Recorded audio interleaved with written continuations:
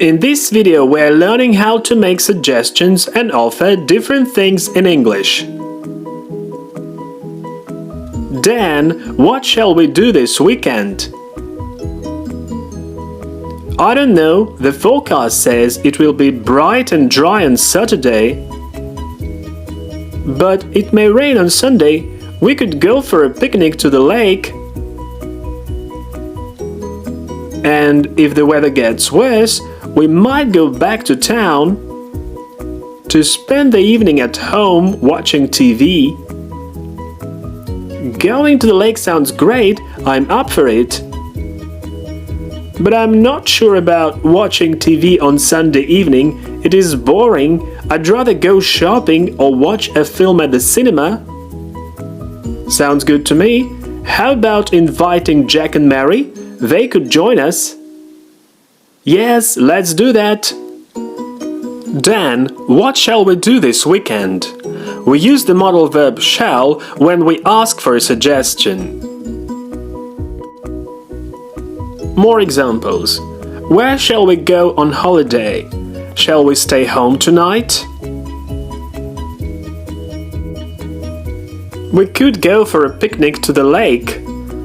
We use the modal verb could or might when we are making a suggestion. Repeat after me. They could join us later. We might go to Prague together.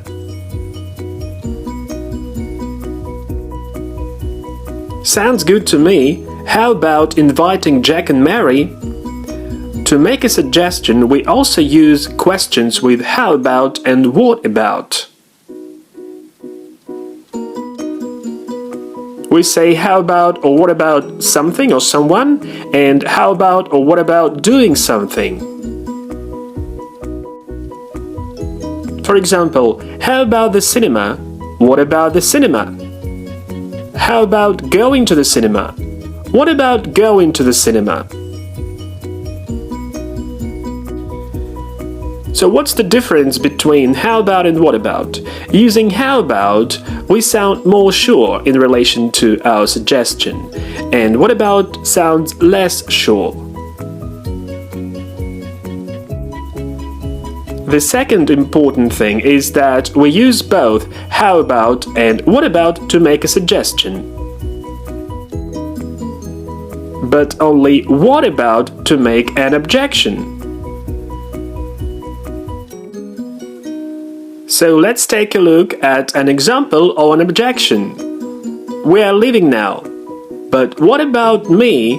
I don't want to stay here alone. The person who's saying, I don't want to stay here alone, is not happy with the fact, and he's making an objection. Yes, let's do that.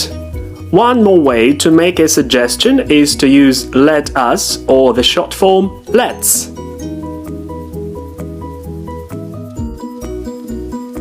Repeat after me. Let's visit Colombia next year. Let's invite them to the party. Going to the lake sounds great, I'm up for it. If you agree with a suggestion, you can use one of the following phrases. Sounds great, sounds good to me, I'm up for it, which is quite colloquial or even slang. It's a good idea. Let's do that. Okay, fine.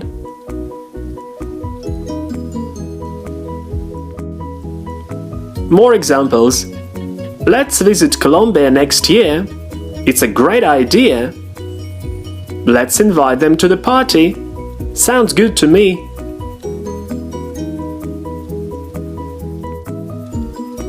But I'm not sure about watching TV on Sunday evening, it is boring. When you disagree with a suggestion, you can use the following phrases. I'm not sure.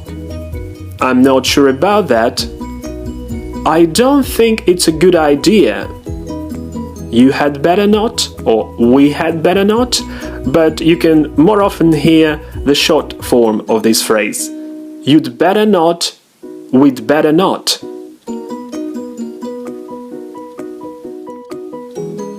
More examples. Let's call him now. I'm not sure about that. How about inviting them to the party? We'd better not.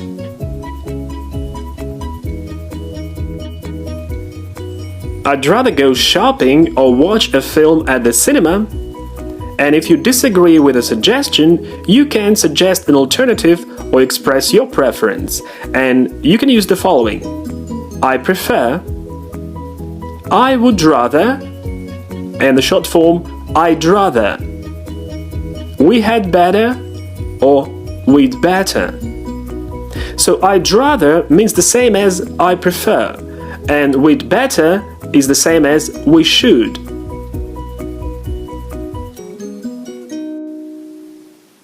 Let's go shopping tomorrow.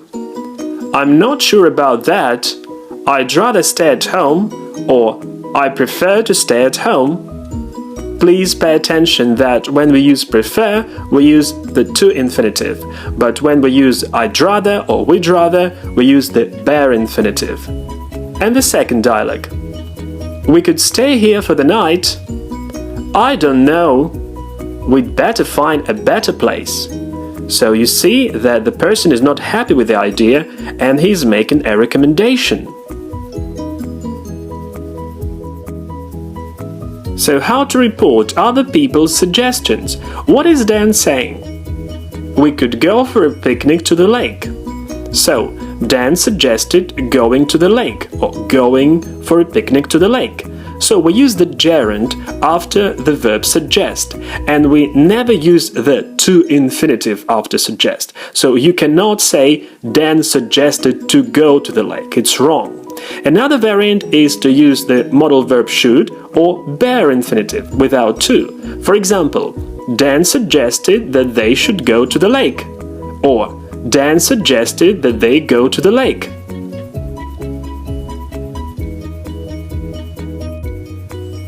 So what is the difference between a suggestion and an offer? When you suggest something, you express some idea or give advice for consideration, and then a decision is made. Sometimes it's a common decision. So Dan suggested going to the lake, and his friend agreed.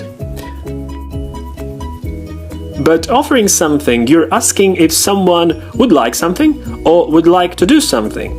So look at Jane. She says, would you like a cup of coffee? So she offered him a cup of coffee. The verb offer also has the meaning of provide an opportunity to do something, and the other person can either accept this opportunity or reject it.